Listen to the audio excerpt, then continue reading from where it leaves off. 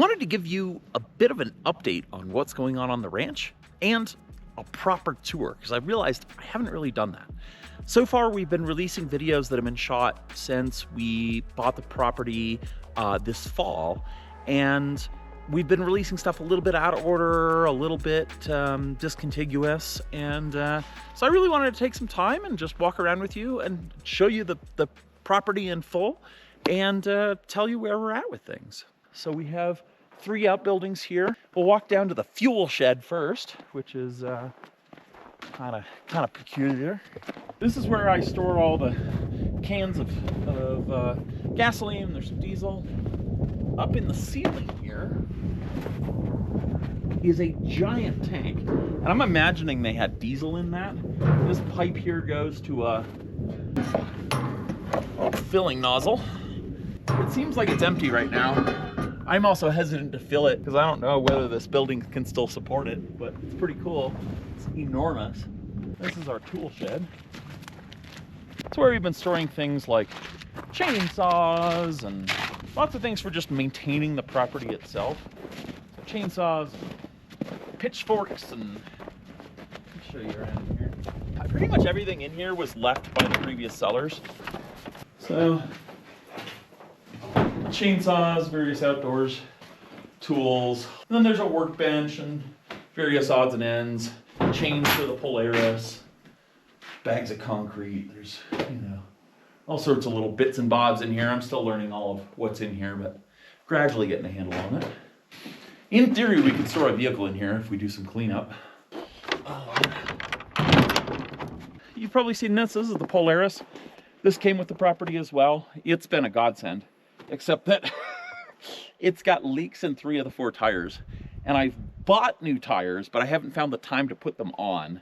Super useful. I use this as kind of my run around the property vehicle and for transporting stuff. It's a godsend. I used to poo-poo farmers who like run around in their little, ATV or their UTV or their golf cart or whatever. Oh, why don't you walk? And I realized that once you made your 12th trip down to the tool shed of the day, carrying something heavy, that it's much better to have one of these and use it to run around. This is the barn. I don't know if animals have ever been in here, but it's kind of barn shaped. This is the downstairs. It's mostly just storage right now. The log splitter lives in here right now, and just various odds and ends. But this is a 2-story building, so there are 2 ways to the upstairs. We'll go up the more exciting one first.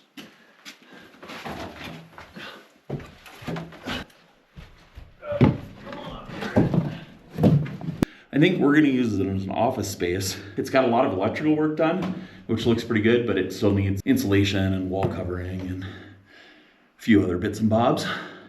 The real better access point is the back staircase here, which is this weird hinged door.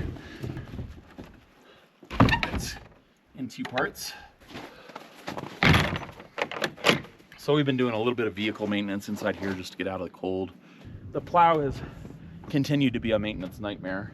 I've still got kind of preventative projects like better protecting the wiring here. I've had problems with the wand snapping off. This is what allows me to see the edge of the plow blade. I had to do a ton of maintenance on chains.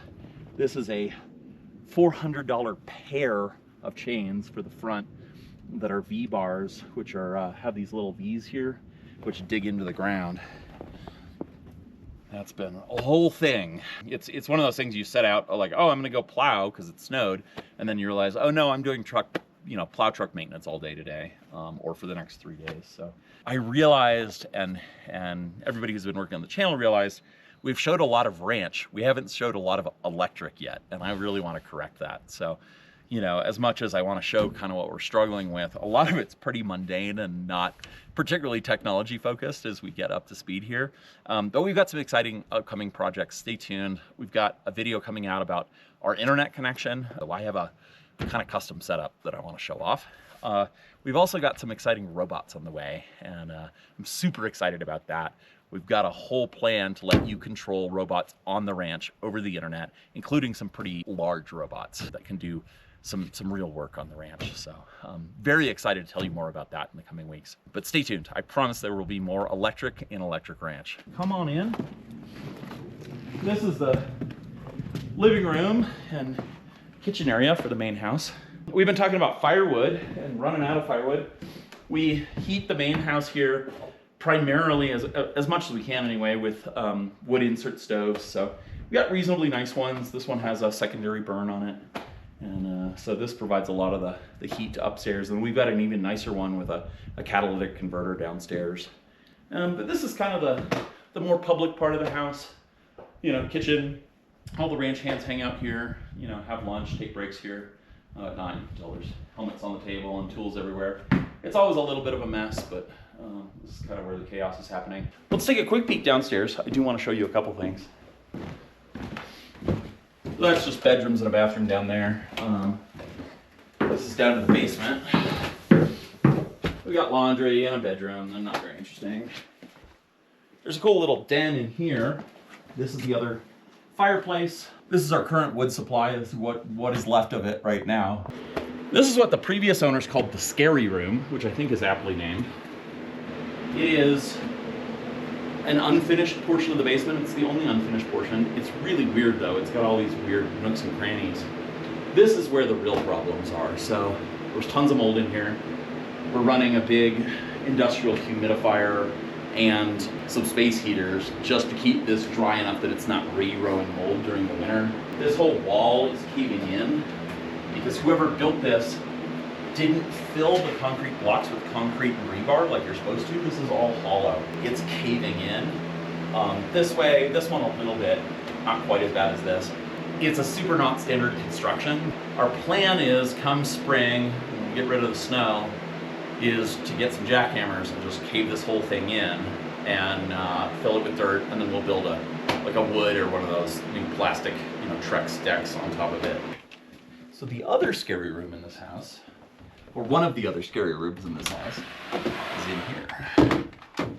So this is ostensibly the utility closet and where I want to put all the pump equipment. Check this out. This is the old well, and it's since dried up, but it is a trippy thing. It's, I don't know, 15, 20 feet down. Well, let's head out and we'll go look at the workshop and the current state of the workshop. I realized we've kind of skipped some key things that have happened in the shop that we should show you. So this is the current state of the workshop. I realized we kind of skipped over moving everything in. It was a whirlwind moving day. It was like 5 guys and 2 moving trucks in 12 hours, and there was just 0 time to film anything. So we're winding down on a lot of the infrastructure projects. The grid's in good shape. We haven't really mounted a lot from it yet other than these work lights.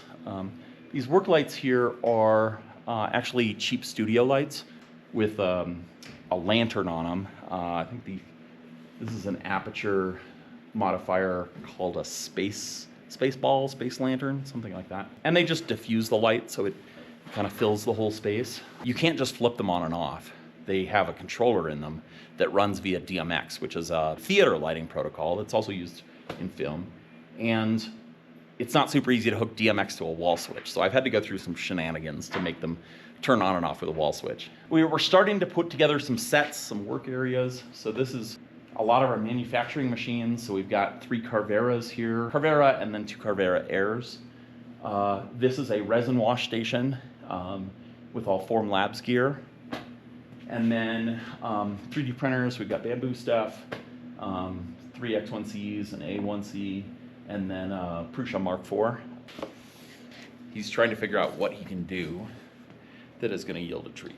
So he does good stuff. We're going to do a whole video about where he's at with his training and his collar, but I can show a few treats. But we can show. Shh. Quiet. No. Lay down. But we can show a few tricks. He knows touch. Good boy. Touch. No, touch. Touch my pumper reel. Good boy. Down. Sit. Whisper. Yes, that's a good whisper. Good job, bud. People have been asking a bit about the acoustics in here and where we're at. It is so much better. Between putting the acoustic tiles up on the ceiling and moving everything in, it's much better. However, we've only put up half the acoustic insulation we bought. The other half's back here. So everything on the ceiling is 2-inch. This is rock wool. I guess it's mineral wool on the ceiling. This is rock wool. This is 4-inch. And the reason we did a mixture is for the 2-inch is good at the mid-range and high-end frequencies. This is really good for the low-end frequencies. So I want to get this up on the walls still. It'll be proper good once we get that up. We've got a little bit of it up, but obviously a lot more to put up. We've got 72 panels total of this. We have 72 panels of 2-inch on the ceiling. So this is going to go up all on this wall, kind of the other end, and then we'll sprinkle it on the pillars and stuff as we have space. And I think that's going to get this to a really good place where we don't have to worry about acoustics anymore. The other thing people have been asking about is an update on the floor. And it's pretty dirty right now. We're moving into mud season. We're not noticing a lot of dust in the air from the concrete. Lots of shoving. This is kind of materials here. Nuts and bolts inventory here. I always keep a fairly stocked nut and bolt inventory so we're not running down the hill to get a nut or a bolt or a washer or something. Chemicals and paint. Anything flammable is in here. This is kind of our main set right now. This is all the sets you're seeing are kind of temporary. We've thrown them together very quickly. I really wanted to get some experience shooting in here before we really built permanent sets and permanent locations to shoot. But this is kind of our like 2-camera set when I want to just say something to camera, or I want to do something that just needs a workbench. We've been playing around with some clear coat epoxy. We've been experimenting with various clear coats here related to the resin printing that's happening. And then, just a variety of stuff on shelves ranging from kind of decorative stuff to, some functional stuff and whatnot. Here's all the merch that ships out to Patreon supporters, t-shirts and hoodies. This is the electronics area, and where we're doing a lot of shooting right now, something iPhone related. And so we've kind of got lights and cameras and stuff set up here. So this is kind of our camera closet and filming gear storage. We have our camera table here, and battery charging. This is a new rack of recording equipment. I'll do a whole video about what we're doing here, but the goal is to get away from dealing with camera cards and instead hardwire all our studio cameras in via coax, via SDI, to this set of recorder decks, which then goes straight to the NAS and then gets uploaded to editors over Dropbox. But we have lots of bits and bobs for anywhere, anytime we need to mount a camera or a light somewhere. We've got clamps, ball heads to put cameras on, spike tape for marking positions on the floor, gaff tape for you name it. This is a editing workstation / DIT station, which is, DIT is data management, so copying all of the data off cards at the end of the day. That all happens here. The range hands mostly use this computer. But yeah, I think that's most of what we can show off right now. Let's head on over to the guest house. Yeah, drop it.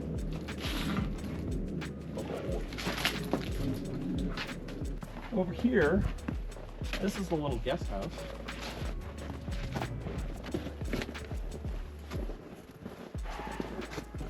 Come on in. So it's kind of buttoned up right now. It's 2 bedrooms. The master bedroom here, a second bedroom here.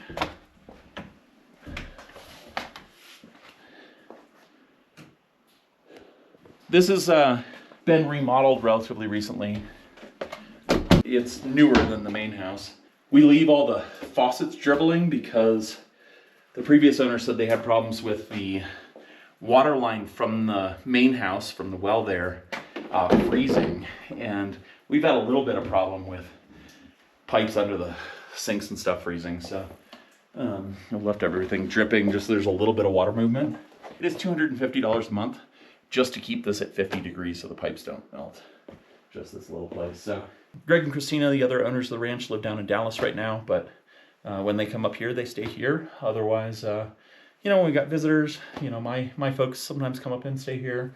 But what we're really looking to do, we have a bunch of extra bedrooms. We have 2 guest bedrooms in the main house as well. So we've got 4 guest bedrooms at all times. And then there's some other options in the neighborhood, you know, places we can rent. So we're hoping to do things like retreats and you know, collabs with other creators, and maybe even internships and guest residences, artist in residence. Really be able to bring people in and do cool stuff here. You know, we're still ramping that up, but stay tuned. We'll have some exciting things going on. It's funny, we heard from the owners when we were going to buy this, oh, we've never seen a bear up here. Well, they got a picture of a bear on the wall. In the bedroom, there's bear spray. There are plywood boards with nails sticking out of them, which we later learned were for deterring bears. And we heard later on from like the son of the owners that, in fact, they've had bears get into every single building on this property, including, you know, breaking into here. I think breaking open one of the sliding doors. I can't remember exactly. So, you know, obviously they're asleep right now, but, you know, come a month or 2 from now, I think we're going to be in real trouble. So that'll be interesting. It's only black bears up here. There's no brown bears, grizzly bears, so they scare off usually pretty easily. You know, they're not super dangerous, but you don't want to get on the wrong side of one. The owners used to have a radio running in here at full blast to scare off the bears, presumably. So I think that's about it, but I did want to give a little bit of insight into what's coming up. As I mentioned before, we're really working on bringing more electric to Electric Ranch. Stuff that's coming up. I'm really excited to bring some robots to the ranch that people can control over the internet. So we've got 2 projects running right now. One for a smaller snowcat robot that can run around the ranch and has a camera and microphone and speaker. And then we were supposed to take delivery 2 days ago on a larger piece of construction equipment that I want to turn into a robot. So we've got a whole video coming up on that. We're gonna be able to move snow around and move logs around, and it's gonna be really neat. We'd love to do autonomous or semi-autonomous vehicle racing in the woods, on trails and stuff. Tons of ideas. We'll see how that evolves. A lot of it's gonna depend on you and what you wanna see and what you get involved in. We've also just got a lot of projects that are waiting on the spring and snow to go away. So I mentioned we're gonna cave in that scary room and that deck over there and take care of that issue. We're gonna buy a skid steer, which I'm really excited about. You know, it's gonna be useful for all sorts of things. Everything from moving earth around to being able to unload shipments off of trucks. Right now it's kind of a bit of a nightmare getting stuff off trucks. They have to bring a lift gate, and there's a lot of wrestling with crates and pallets and stuff. As well as we need to do a lot of logging. We've got a forest that has been logged in the past but hasn't been maintained super well since then.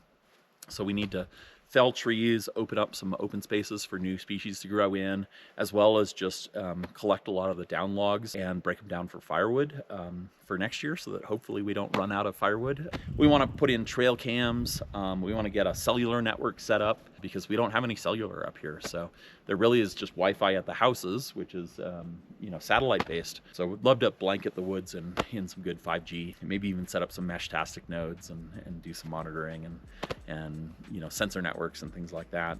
Lots of exciting things to come. Really want to push more into the electric part of Electric Ranch. Lots of ideas. We've just got to get through some of this basic infrastructure stuff. So stay tuned. We got a few more infrastructure videos, and then we'll get into some robots and electronics here. I'll see you again soon.